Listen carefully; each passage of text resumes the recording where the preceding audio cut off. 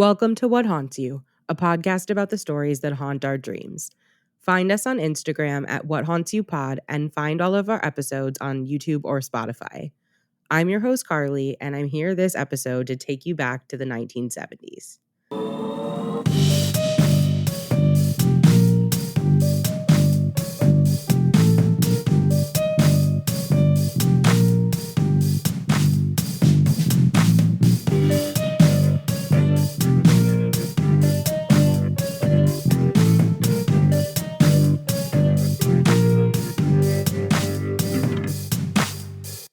There was a lot going on in the 1970s, and there were a lot of horror movies being made at the time.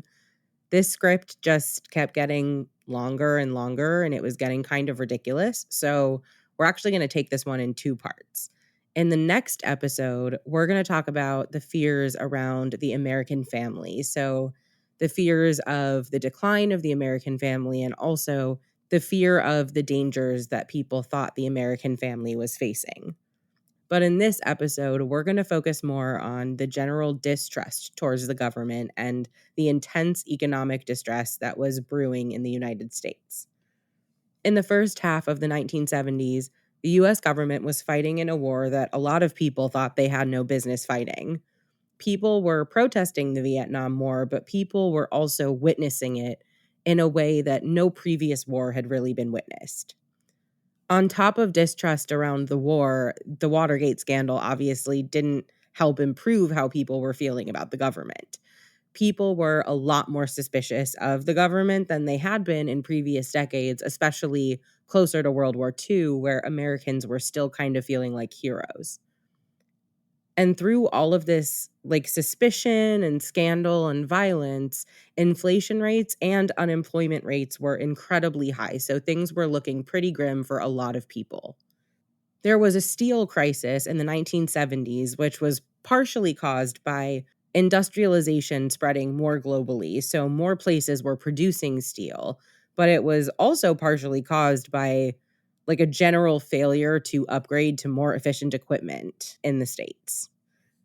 During the peak of the steel industry in the US, there were about 650,000 people employed within the industry. But by 1980, this number dropped drastically to 399,000 and only continued to drop into the 80s. There were actually two oil crises in the 1970s. So in 1973, after the Yom Kippur War, embargoes were placed on countries that had supported Israel during the war. And in 1979, oil production decreased in the aftermath of the Iranian Revolution. This fuel crisis contributed heavily to the economic crisis in the United States. So there was this intense economic anxiety that was mixing with that suspicion of the government. These two things together really sort of create a sense of precariousness for people. Because if you're uncertain about your economic stability and you don't necessarily believe that your government has your best interests at heart, it is pretty hard not to be anxious. And people were anxious. And horror movies had never been more popular. It was the 1970s that Jaws became the first real blockbuster movie. Jaws and The Exorcist were each the highest grossing films released in 73 and 75, respectively.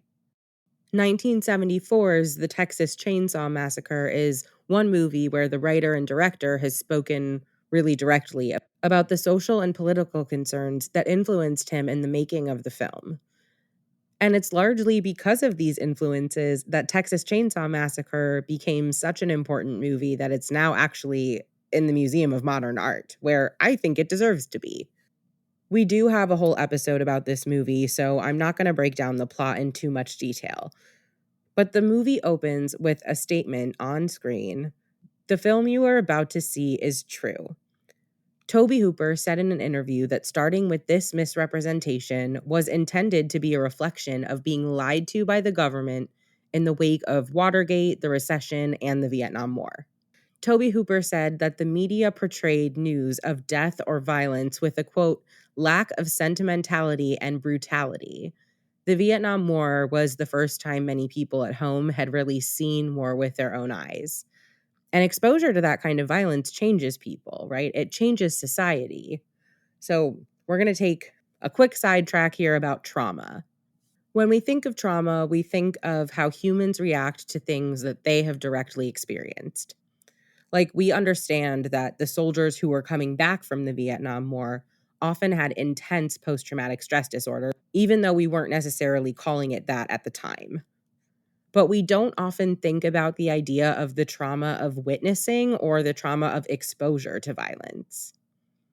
Witnessing extreme violence, even if you don't experience any physical harm, can affect people in a whole spectrum of ways, ranging from being stressful to being fully traumatizing.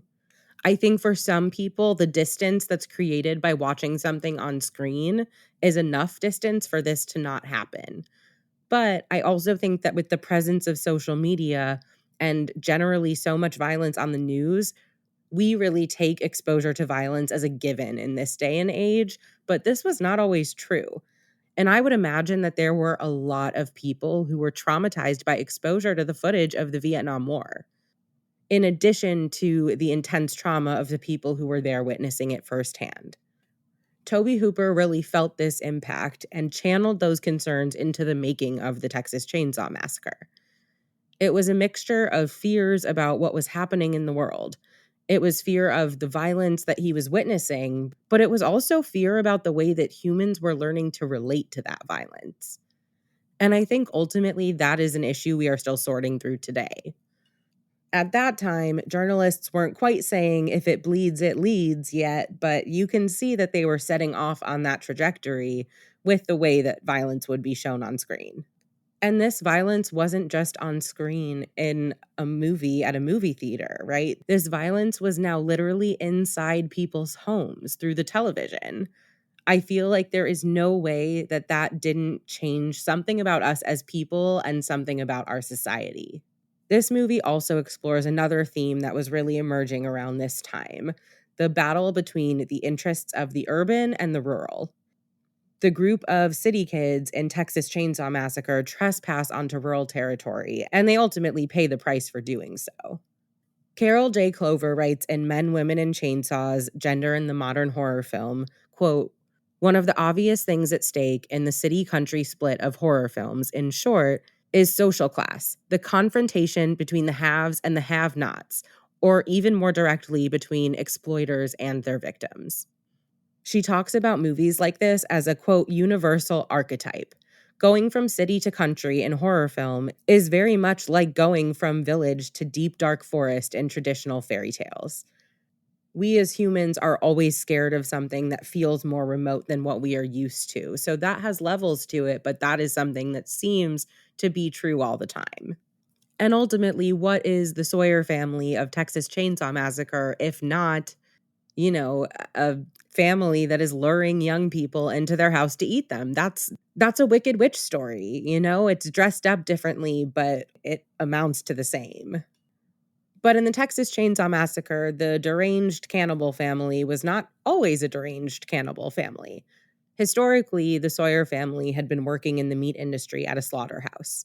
As the slaughterhouse became more and more industrialized, leaving them out of work, they began to hate the technology and the machinery that essentially replaced them and took their jobs. So there were no jobs, and therefore there was no money, and therefore there were no resources. Somewhere down the line, they started kidnapping people who came too near their house and slaughtered them to eat, but also to sell as barbecue in their family-owned gas station. This fed them, kept them with some money coming in, and allowed them to go on in a way that, in their minds, was close enough to the way things were before industrial slaughter. These movies, I think, starting with Texas Chainsaw Massacre, tend to have one, front of house person. It starts with the eldest son of the Sawyer family who runs the barbecue shop, but we see it repeated in The Hills Have Eyes, which I'll get into more later, and that trope has lasted much farther than that. You might think of Captain Spaulding from House of a Thousand Corpses and his fried chicken shop and murder ride. There is usually someone who is presentable and sociable enough to be around the general public. They usually run a roadside stand or a gas station, something fairly innocuous and not so out of place on a mostly deserted road. In Texas Chainsaw, it's the We Slaughter barbecue. But even with the barbecue, the Sawyer family is just barely getting by. So the city people coming into their territory are faced with depravity that has resulted from serious desperation and a serious lack of resources. As Clover puts it, to be in the country then is notably to confront the poverty that one may have colluded in creating and maintaining. It is to confront poverty without the protection of the judicial system and its coercive apparatus, to face the victims of one's class comfort without recourse to the police. 1997's The Hills Have Eyes explores this dynamic between city and country by pitting a traditional urban family with a retired cop for a father directly against a deranged and cannibalistic rural family.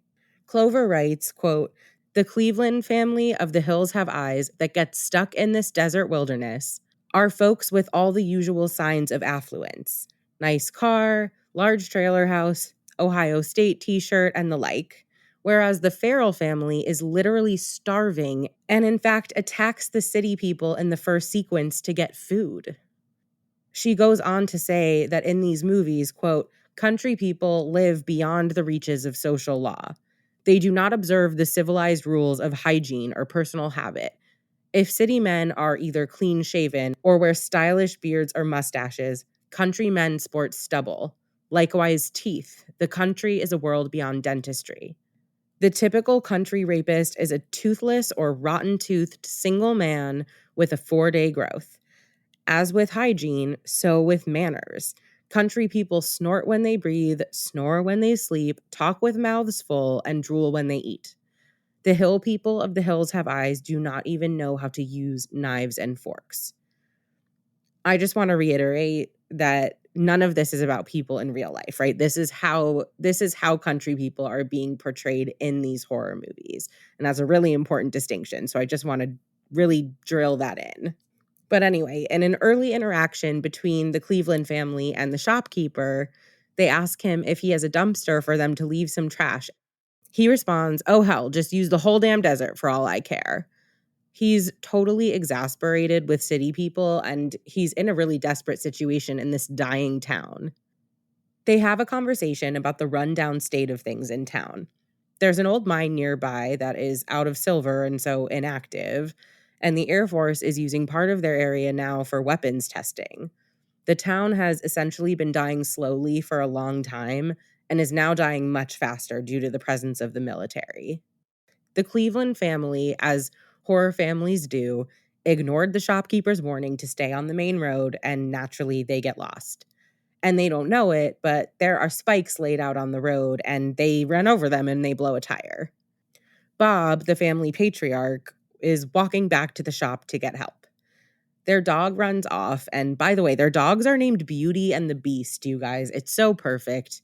And while he's looking for Beauty, the younger son, Bobby, finds Beauty's body and hears a man talking and runs away.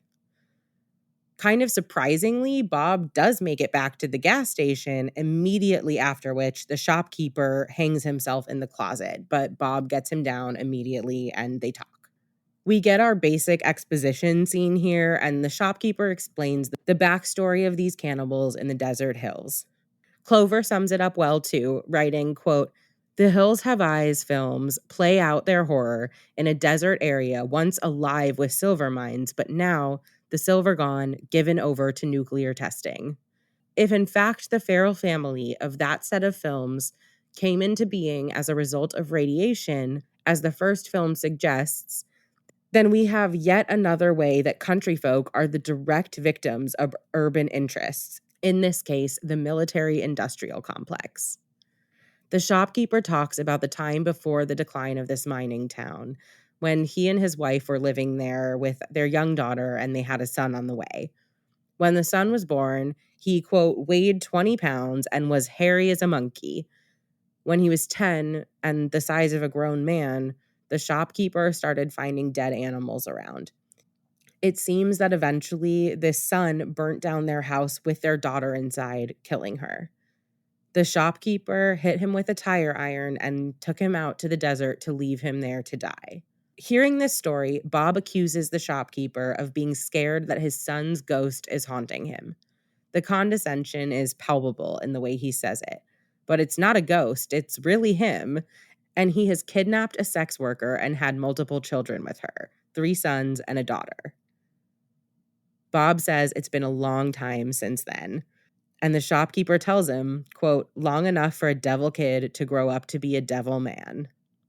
As they're talking, the shopkeeper is dragged out and killed.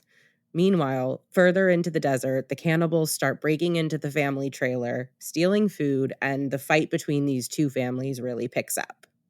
When they get into the trailer, one of the cannibals sexually assaults Brenda, the daughter of the family, and they steal the baby of the family with plans to eat it. Sexual assault is fairly common in films that explore the dynamic of city versus country, where a city girl will be assaulted by one or more country men. In some ways, the assault of the countryman on the city woman is used as a sort of twisted revenge that country is taking on city. As Clover puts it, quote, the construction of city as a metaphoric rapist of the country is an increasingly common one in horror. So the way that shows up is that the city rapes the country for its resources and its vastness, and in turn, the country rapes the city. Ultimately, in these films, even after these assaults take place, the city usually still ends up on top. Films like this might serve as some sort of comfort to city dwellers who are wondering if they've lost their grit, their survival instincts, if they could really hack it without the wide array of resources at their disposal. Despite the assaults, despite any resources vanishing, these movies posit the fact that the country is being ravaged by urbanization and industrialization, but still prioritizes the city folks as the good guys, as the victors that we are supposed to root for. Clover writes, quote, like other city revenge films, The Hills Have Eyes both asks and answers the question of hypercivilization. Yes, city people are up to the challenge. Despite air conditioning and insurance, despite their concentration on mental activities rather than physical ones, and despite reliance on quote-unquote authorities, they still can kill. The fight between these families continues into the next day, and eventually the city family wins. 4 of them survive, including the baby, thankfully, and they take Ruby, the maybe young adult, maybe teenage daughter of the cannibal family, with them. Clover says, quote, the scenario to which city-country horror obsessively returns is one in which the haves, the civilized urbanites, are separated from the system of supports that silently keep their privilege intact. What would happen if, and this is always the underlying question, if the haves had to face the have-nots in a struggle for survival, just muscle on muscle, wit on wit, without recourse to the law or to verbal argument or to money payoffs or to sophisticated weaponry or whatever? Could we, the film's we, city people, do what is to be done under such conditions? Eat raw meat, sleep on the bare ground, betray our comrades, kill someone? Or have city people refined themselves out of the Darwinian game? She goes on to say, quote, against the outlaw family, beyond the reaches of legal responsibility, is a city family whose father is significantly a retired policeman. Aging but tall, tough, and familiar with guns and violence, he ought to be a match for his rural assailants, but he is not. He is quickly killed by them and his family left to their own devices. The family couldn't just try to walk away. They knew that the only guarantee of safety was making damn sure that that other family was dead. They couldn't rely on the systems that they would have relied on elsewhere. And their internal representative of those systems, their former police officer father, was dead. And that was the end of any belief that they might be able to rely on those systems for safety or justice. They could only rely on their ability to physically defend themselves and to execute their attackers rather than just subdue them. The traditional all-American family are forced into violence and therefore stripped of all of their normalcy. They go from seeing themselves as civilized to plotting to kill an entire family. Like Tobe Hooper discussed in interviews about the making of the Texas Chainsaw Massacre, the 70s were a time of decreasing trust in the government, raising people's fears about what it would be like to not be able to rely on governmental systems for their safety or for their well-being. As Clover puts it, quote, "The collision between city and country is also a collision between a state mentality in which citizens can submit their grievances to the executive function and statelessness in which citizens rely on vigilantism. Much of the ambient horror of these films resides in the fact that statelessness, our collective past, is not dead and buried, but is just a car ride away. What the city limits mark in horror is the boundary between state and no state." I think many people sort of vacillate between a sense that they're living in a state is a fixed reality and the fear of knowing that things could really crumble at any moment. In a time like the 1970s, where more people than ever were seeing the cracks in the facade and seeing the unreliability of their own government, that fear about things crumbling was probably more present than it had been in American history in a very long time. Like I said earlier, these fears are all sort of connected with each other. The fear of collapse was only elevated by economic crisis and government scandals. During the economic crisis, the stock market crashed and unemployment soared. At the same time, the baby boomer generation was also aging into homeownership.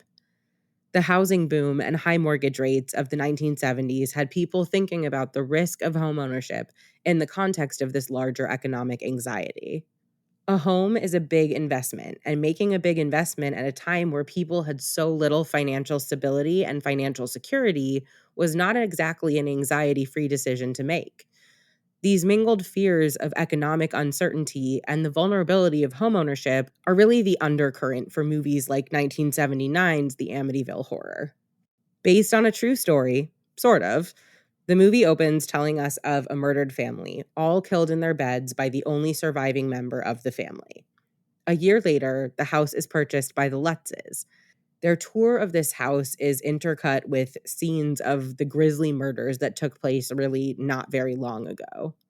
The Lutzes are a blended family made up of Kathy, a divorced mom to 3 kids, the kids, and their new stepdad, George. Some important context for this movie, though. At a time where divorce rates were rising, but divorce was still a fairly socially frowned upon thing, Kathy was in sort of a precarious position here. She was invested in a new man, a new house, a new town, and a new life.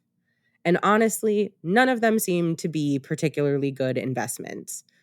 The house is haunted, George is allegedly violent and reckless, and their new life is tainted by the murders that took place in their new house. The house is selling for way less than it's worth because of the murders, but it's still outside of their price range. That doesn't stop them because George convinces Kathy that it will save them money in other ways. If he uses the extra space in the house as an in-home office and can keep his boat at their boathouse instead of renting a place for it, which, why do you have a boat if you're so strapped for cash, George? Like, that's one of my real questions here. But a priest shows up to bless the house, and he is swarmed by flies and hears a mysterious voice tell him to get out, and he flees the house. George becomes increasingly unhinged. He chops wood obsessively, kind of like the dad in The Witch, and he is more aggressive and more rude as time goes on. There are signs of the supernatural around the house, like with the toilets bubbling up with black slime. Kathy's aunt, who's a nun, comes to the house and immediately freaks out and leaves. The priest gets into a car accident trying to get back to the house in order to warn the family that they might be in danger. So anyone remotely spiritual is immediately put off by the house at best or made physically ill by it. The first thing that is truly suspicious to me that happens is before Kathy's brother's wedding. $1,500 is missing from his jacket to pay the caterer. George doesn't really help while Kathy and her brother are searching for it, but he eventually says to forget about it and he'll write a check for the caterer. But George cannot actually afford this. If you remember, they are currently drowning in this house that they bought.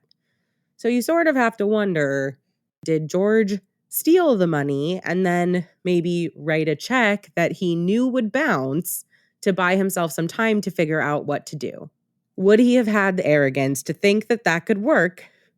Would he have had the arrogance to think that that would work out? Well, he had the arrogance to convince his new wife that he should purchase this house that they can't afford and that it would somehow work out for them. The caterer is pretty suspicious of the change from getting paid in cash to being paid with a check. Checks get canceled. Checks bounce, he says. While they're at the wedding, a babysitter gets locked in a room at their house. When they get home and discover this, their daughter tells them Jody doesn't like George, and Jody is maybe being perceived as an imaginary friend, but Jody is actually a giant evil demon pig, by the way. But George yells at Kathy and tells her that her kids need more discipline. Now, an important thing in the book that doesn't really make it into the movie so much is that it appears that George was allegedly physically abusive toward the children during their time in the house, and maybe even after it. But even though the movie doesn't show this explicitly, it does feel like that is underlying so much of what's happening in the movie. George's business partner is saying that George hasn't signed any payroll checks. The IRS is calling them. The caterer has even been contacting his business partner about the check that George wrote for him that, surprise, surprise, did bounce. It's clear that the house is financially ruining him, and he is just becoming totally incapable of running his business.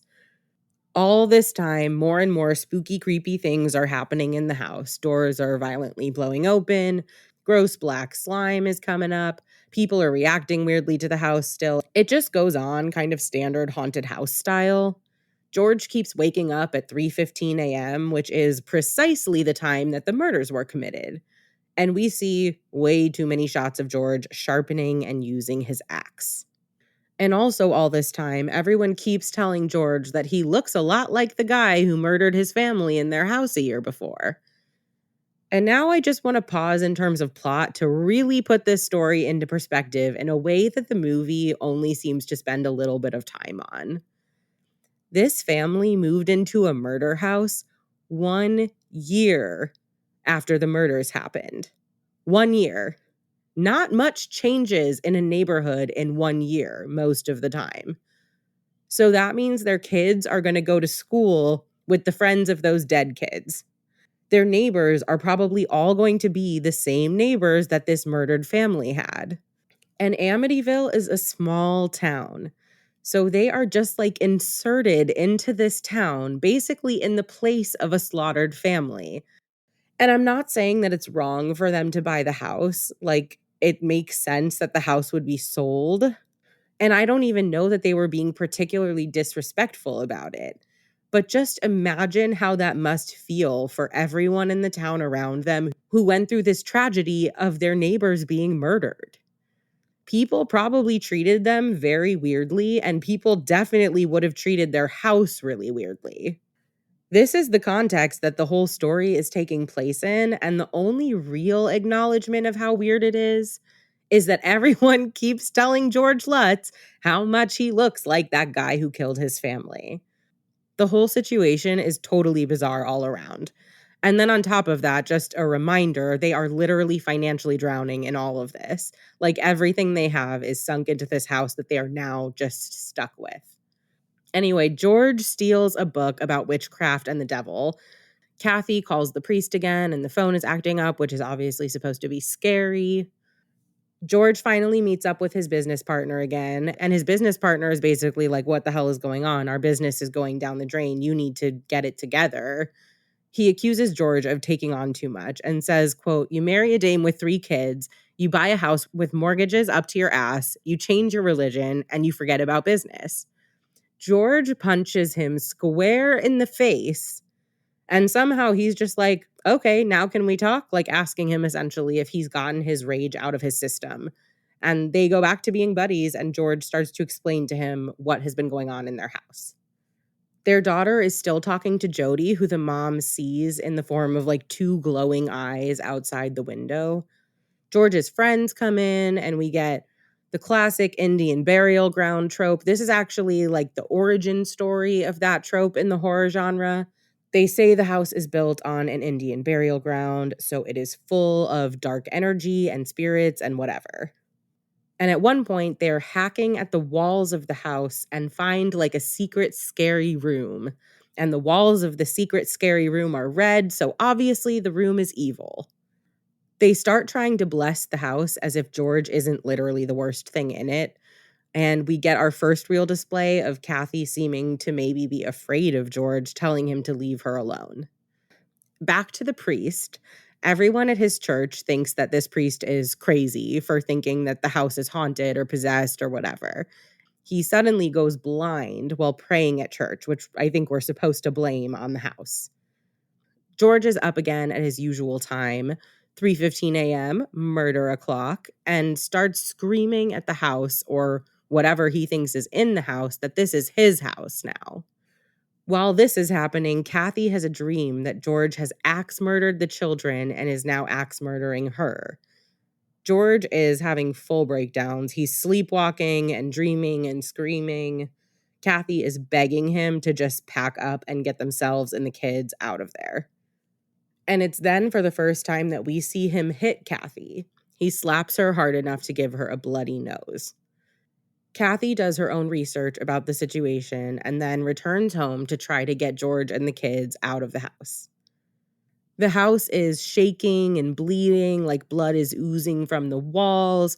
Everything is super chaotic. The house tries to lock them in, but George gets Kathy and the kids out to escape to the car. George is still in the house and he falls through the floor into the scary red room and then through that floor and into like blood or black goop. I don't know, but it's gross. And the dog helps him get out. But the house itself has him locked in. Eventually, he does get out with the dog, thank goodness, and the family drives away. The ending title card informs us that the Lutzes never reclaimed the home and didn't return for their belongings. So long, house that was totally out of their budget, putting them in a totally unmanageable situation. The real life epilogue is that they went on to write a book, which went on to be made into this movie, which is another piece of context that informs the story. So is this a haunted house story? Sure, yes. Is this also maybe the story of a woman and her 3 children, divorced and remarried to a man who turned out to be not only financially reckless, but allegedly abusive? I think that's laying right under the surface of this story. And a woman who maybe at a time where divorce was less normalized didn't really feel like she could afford to have a second one. And stuck in this house that they are sort of not even able to handle living in. George is constantly complaining that the house is cold, and sure, yes, demons and ghosts and cold spots and all that, but also you're in a big old house on a lake. Of course you're cold in the winter. It's cold. This is why you have the fireplace that you're so obsessed with. There are drafts and noises and all the trappings of an old house. So, what do you do when you're stuck in this situation? Well, you certainly could write a book about how all of the trauma everyone in the house went through, maybe at the hands of George, allegedly, could just be attributed to ghosts or demons, and that you didn't, in fact, fuck up by making a terrible financial decision after also making another terrible decision by marrying this allegedly horrible man. You just got ran out by ghosts. Seems like a really, really good way Seems like a really good way to cope with the economic anxiety of the time, if you ask me. The 1970s were also a time where people were thinking about consumerism, like thinking more about consumer rights and responsibilities. Television had recently become an arena for marketing, which basically changed advertisements forever, which kind of changed shopping too. At the same time, there was increased awareness of, and therefore increased criticism of, the environmental impacts of overconsumption and the quest for instant gratification that people still go on when they're shopping today. And with that, we are back with George Romero and his ghouls. If you didn't listen yet, in the episode covering horror movies of the 1960s, I talked about Romero's Night of the Living Dead. Today, we're going to talk about its first sequel, 1978's Dawn of the Dead, what some people would call the best zombie movie in existence. I found an uncut version of the movie that had a 2.5-hour runtime. It had been a long time since I saw the movie, so I don't really remember what the differences were, but obviously I was going to watch the longest version I found because of who I am as a person. So Dawn of the Dead picks up in the middle of some action. It is the middle of a broadcast about the situation with the zombies outside. There's conflict in the station over the best way to report the news about this evolving situation with these zombies. Like, should they stay on the air? Should they not? The people running the station think that they should keep all of the rescue stations listed on the screen despite some of them having already closed down. And some of the team rightfully says that doing this will send people to their deaths. Like Toby Hooper of Texas Chainsaw fame, it seems like George Romero had some feelings about the priorities of media and the ethics of journalism. Fran, a producer, and her boyfriend Steven, the traffic reporter, are talking about the situation, and he gets the idea to steal the station's helicopter to get out of the city. On the other side of town, a SWAT team is posted outside a housing project where one of the cops spouts off like a bunch of racist slurs and his intention to shoot all the people inside. A gunfight ensues between the cops and the men inside. The cops make it in and they raid the housing project, and it is a massacre. One cop in particular, the same one who shouted all the slurs, is gleefully like screaming more slurs and shooting people left and right, to the point that the other cops actually shoot him and kill him to stop his indiscriminate violence. The thing is, in a situation where all bodies are reanimating upon death, mass death in one place is really the last thing you want. So the bodies start coming back to life. There are zombies everywhere, and honestly, the cops really have no one but themselves to blame. And it's spreading. These zombies are going to town on the survivors inside, and one cop even shoots himself in the head to escape. Two officers, Roger and Peter, talk about running away from the situation. Roger is friends with Steven, our traffic reporter with the helicopter, and they want to find him and get a ride out of the city. They see the damage. They see all the reanimated dead in the building, some of them still wrapped up in sheets and body bags and like writhing around, unable to escape. The two of them shoot every single one in the head, and they decide to go ahead with their plan to get out of the city. Roger and Peter make it to Fran, Steven, and most importantly, the helicopter. While fueling up the helicopter, they run into some looters. It's a tense moment, but they all sort of agree that it would be foolish of them to start shooting with the whole reanimating dead situation, so they kind of just part ways. The looters are taking a boat to get out of the city, hoping to get to an island that this situation hasn't affected yet, and our main characters take the helicopter. While they're flying to wherever they think they're flying to, they start to see the scale of things and how much the situation has really spread. Eventually, they fly over a mall and they decide to stop there. They have no real supplies other than a couple of guns, and the mall is a perfect place to stock up. When they get there, they find that the mall has quite a few zombies walking around. And when Fran asks why they would all be there, Peter says, quote, "Some kind of instinct, memory, what they used to do. This was an important place in their lives." They guess that whatever is left of the zombie brains has guided them back to the mall, acting out the routine of shopping. Malls were America's favorite third place for a long time, so it actually does make sense. And mindless zombies wandering through the mall is very on the nose, right? It points to the mind-numbing effects of overconsumption, our addiction, particularly in America, to shopping to ease our stress and self-soothe, and the way we are so often and so easily convinced that if we just buy the right stuff, all of our problems will be solved. Mindless shopping, mindless spending, and complacency. It's sort of the American way. So they're in the mall. They think that they can get a handle on the situation there. The zombies that are shown in the mall are shown in a sort of comical way.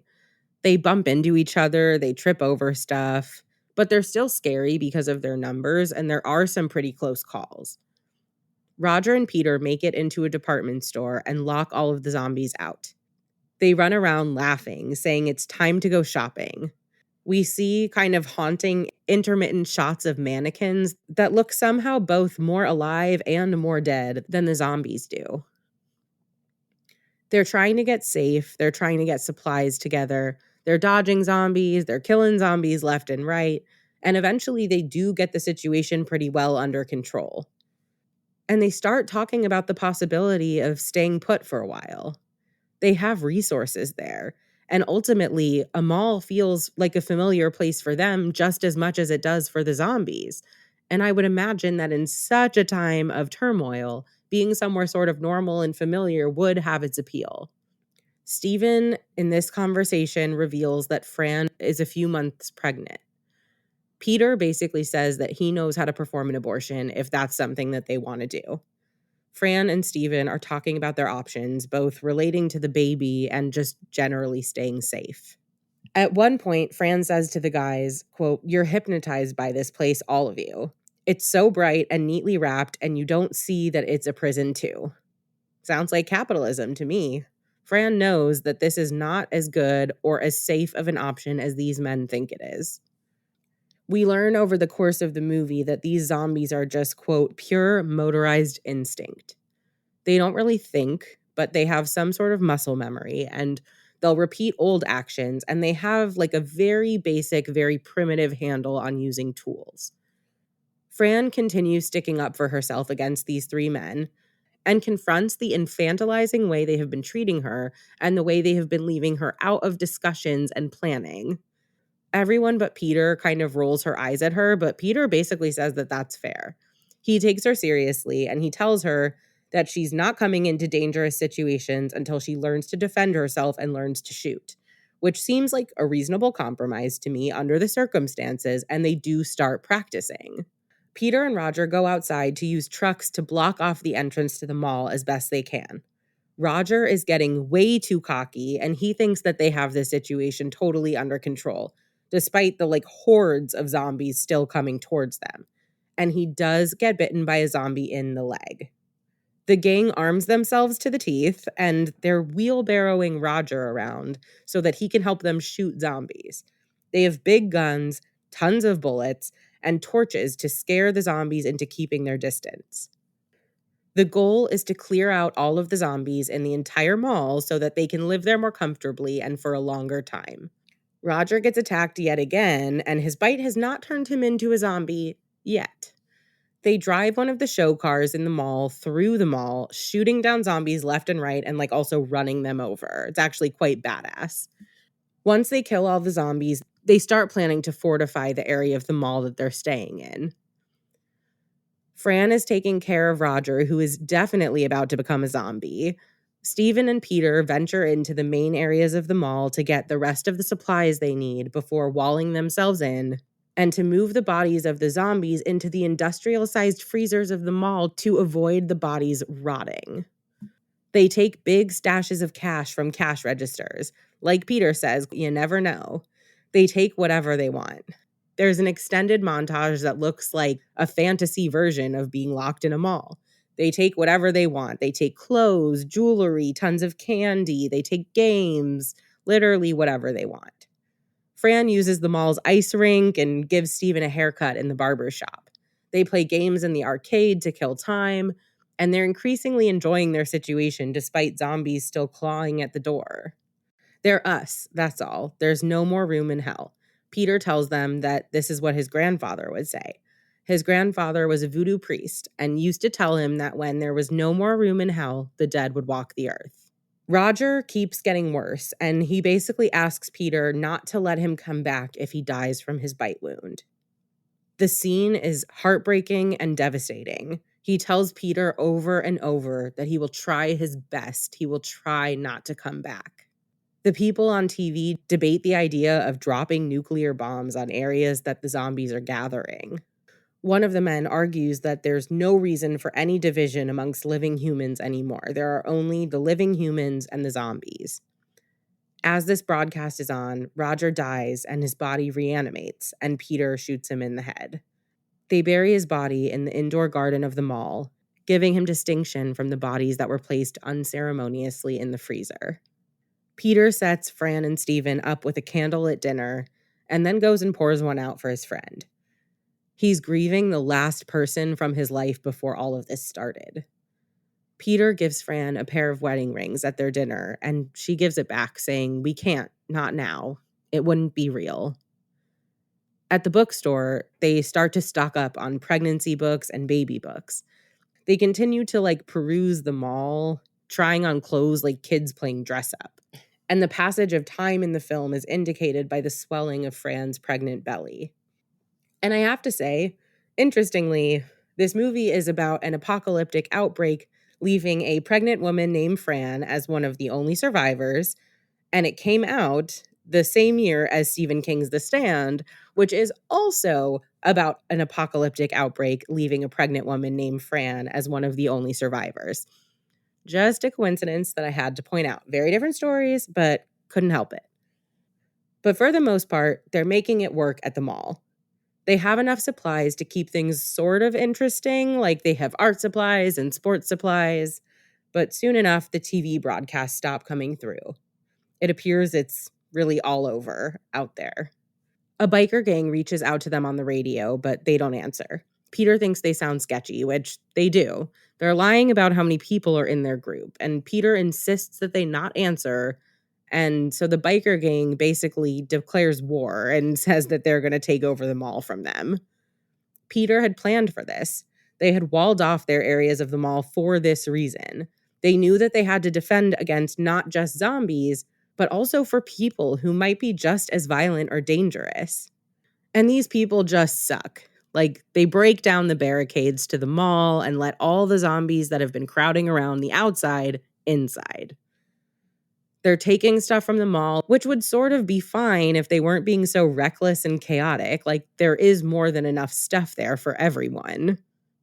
Stephen is pissed off that these people are intruding on their fortress and starts a shootout with them instead of just waiting out the situation.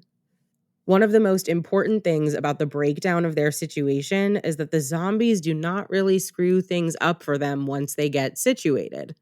It's the other people who screw things up for them. And then their own egos lead them to escalate the situation instead of doing the exact thing they set themselves up to do, withstand zombies or people coming into the mall. Steven dies in this process and, of course, reanimates as a zombie. Unfortunately, like we talked about, the zombies sort of remember actions and locations. So he goes directly to the wall they'd built to hide themselves and leads all the other zombies to Peter and Fran.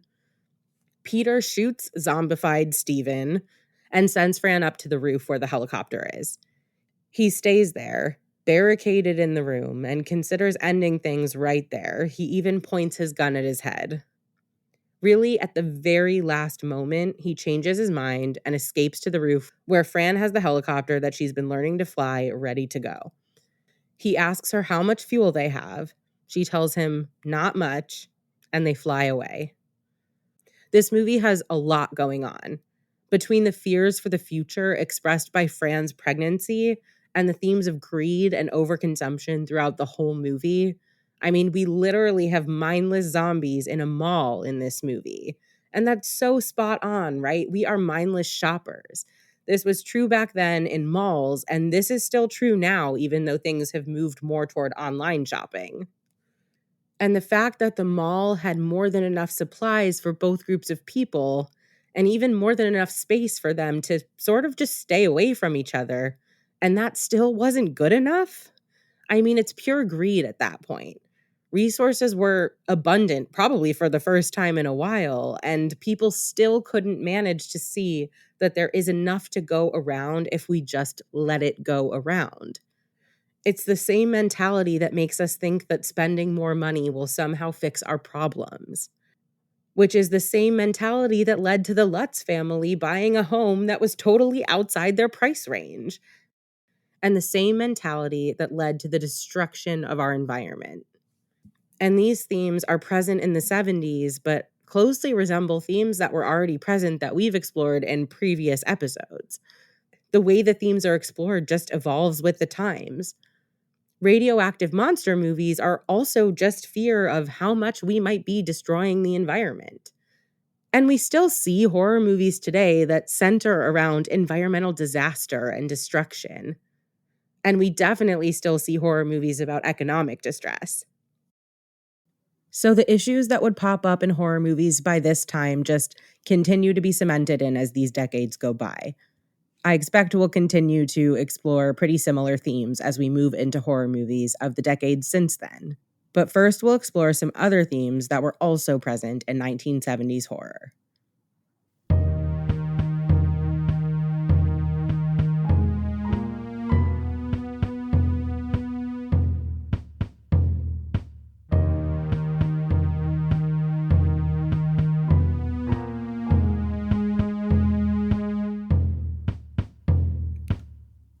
Our next episode is the perfect episode to come between parts 1 and part 2 covering 70s horror.